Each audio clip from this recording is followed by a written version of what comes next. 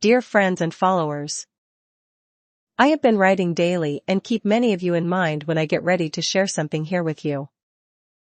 Your supportive comments and kindness towards my attempts to express my feelings in an open and genuine way continue to motivate and inspire me on this journey of Rocco's so-called modern life. Like many things I have created and built in my lifetime and also torn down, blown up, set fire to, crashed, smashed, and pumped countless rounds into, I don't take such a task lightly. Hence, my reluctance to just say anything that is in the stream of consciousness that social media has more or less now become. In a very typical Rocco fashion, I posted a heartfelt sentiment in the morning about people's struggles with the holidays and that we should be kind to others as we are very unaware of what someone may be going through. I had noticed that Facehole's algorithm, AI, has been dealing me an uptick in grumpy, bah humbug, hate the holidays posts from those known to me personally and the other 4,000 people here from around the world, mostly musicians and fans that I got hooked up with from my radio days. So, fine reader, what is the rub? I had totally jinxed myself and got bit on the ass by my own karma, and by late afternoon was sitting in Paradise Beach Cafe with a case of deep sorrow and infinite sadness. Let me attempt to explain in this nearly third draft of trying to capture the moment. I had been fighting with my Chinese laptop and its Undblows microslop operating system that you have probably guessed is also in Chinese.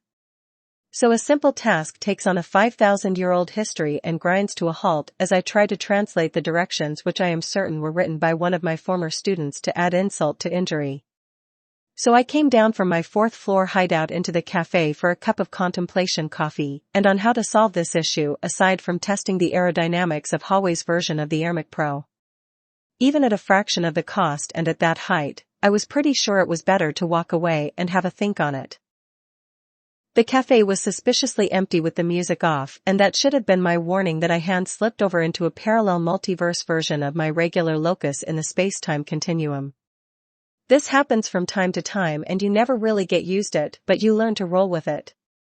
As if on cue, the needle was dropped into the groove and the players went into action like automated figures from a holiday miniature in a high-end toy store.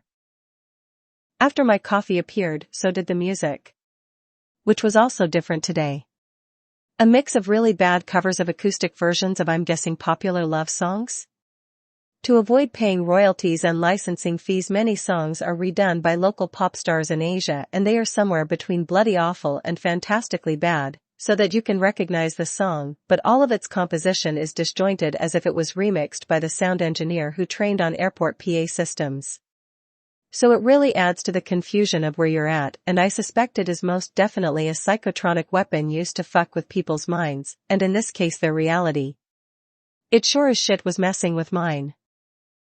About 4 tracks into this audible earfuckery somewhere between Endless Love and Perfect by Ed Sheeran, these weaponized acoustic covers of love songs snuck up on me and lured me to the past, and for a few tracks I followed my mind right down the path, and as if in a dream, and then a lone solitary tear welled up and rolled out of my eye screaming yippee as it slid down my cheek, unaware that it was ripping me apart, and then all the icky sicky started to jump out where the old wounds had been stitched together and scarred over, and soon that fat little wet bastard had company.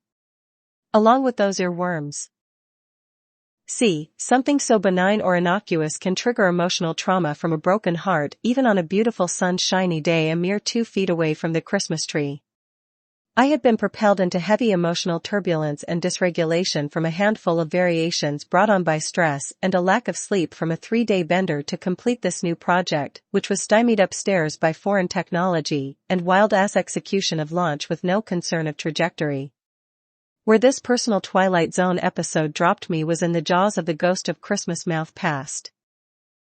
One of the last promises I made to my wife at the time about 2 years ago was that I was going to stop blagging Christmas and dragging her down, as that was the year I finally understood I was being an annual shithead and that it had changed her, and not for the good. That really got to me, especially after the pandemic, going from my own private tropical island paradise for the first 6 months. COVID started for me in January as I was tipped off by my contacts in Wuhan, to living like a 50-year-old loser in my in-laws' basement and enduring yet another in a long series of shitty, broke, uncertain of the future Christmases in America. This painful route ran deep into my childhood, where I was raised by wolves that ran bars, drove stolen cars, and there wasn't actually a holiday unless drink and dope were there to celebrate. So I was skewed coming out of the gate to begin with. Like many of us, I let the shadows of someone else's past initially prevent me from growing up in the light, despite my natural instinct to do so. So much so, that when given a choice, I still leaned into the darkness and cursed the light of the sun. It seemed much easier to grumble and bitch in the shade of unhappiness rather than celebrate in the light of joy. So Christmas and holiday cheer became a bitter taste in my mouth, and I lived up to that half-ass role for most of my annual trips around the sun. Imagine sharing your life with such a person for 20+ years. You bet your ass it is going to affect you, and if you're not careful it will drag you into its negative gravity and warp you in ways you don't have the training and experience to survive the ordeal. E.g., you grew up to Little House on the Prairie. I on the other hand grew up to Little Crack House on the scary side of town. So I know very well the difference between nibbling or taking big bites of a shit sandwich you're condemned to finish. I added that to my long list of terrible things I have done here on the planet, and robbing the holiday spirit from one of the more nicer humans you may ever meet is surely a spiritual crime along the lines of kicking an unsuspecting dog in a fit of anger, or parking in the handicap zone because you were in a hurry. Just not good karma.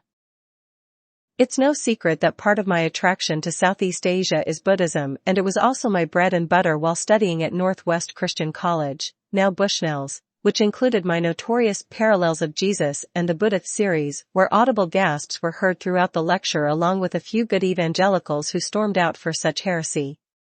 A few even approached me afterwards to let me know they did not like what I said. So, in the words of our little poet, Bill Hicks, "You're Christians, forgive me." Which is even funnier in the eyes, the Buddha who teaches, forgiveness is not something you do for someone else, it's something you do for yourself. To heal and move on. So you can see why it holds an appeal to me. The concepts of karma and its highly underrated homie, dharma, is so often misunderstood and misaligned by Westerners, that like many things we steal from other cultures and belief systems we squeeze out all the juice and flavor, history, and essence only to pump it full of chemical additives and artificial sweeteners so it fits neatly into packaging for rebranding as what goes around, comes around, and shit happens. Let me go on record here, that shit does in fact not happen. We make shit happen. Granted, you might be dealing with shit that is actually not yours, so we operate under the false assumption that this shit somehow magically appeared, and well, that happens. Nope, pretty sure it just rolled downhill and ended up happening on your watch. What this means to me is no one is coming to save us. We must lean into that forever approaching smoldering ball of fiery bullshit and 99 problems. We must save ourselves, and quite often from our greatest enemy and nemesis, who appears frequently in that reflection in the mirror in the bathroom. So of course, I drank it all in with my cup of coffee that had cooled off to also mock me in these moments that can run rampant over the rest of your day in the face of a temporary lapse of reason and result by a world of your own making if you choose to let it. Certainly many others around us are trapped by this, and see no other way out of it but to attempt to steal our reality to remain in their delusions and fantasies. Karens and Kens, please step forward and acknowledge your crimes against humanity, as your lack of empathy and sense of privilege and entitlement are really taking the egg out of the nog during the holiday season. My best response is to start laughing out loud like the madman I am and refuse to give up on myself and the ills of the world. So there I was, tear-stained cheeks, and laughing out loud at what just happened. This managed to frighten the demons themselves, and I'm pretty sure I saw them leaping off me like fleas on a freshly dipped dog. Thus that kindness I was speaking about has to start with the self. That forgiveness we are so prone to handing out freely also needs to be poured out over our wounds so that we may heal. I climbed back up to the 4th floor and found a way to solve my original problem as I had renewed confidence in who I was. I then began to draft this over the course of several days, having to cut out a lot of the petty shit that often bubbles up in reference to my former marriage. As old habits die hard in what has become probably the antimatter of my first attempt at a Christmas letter. There is always next year, and I wish you and yours the best in all things, and again say thank you for coming along this journey of self-discovery in the face of all that's happened. I think that will do, pig. Merry Christmas and a Happy New Year. Ya boy Rocco.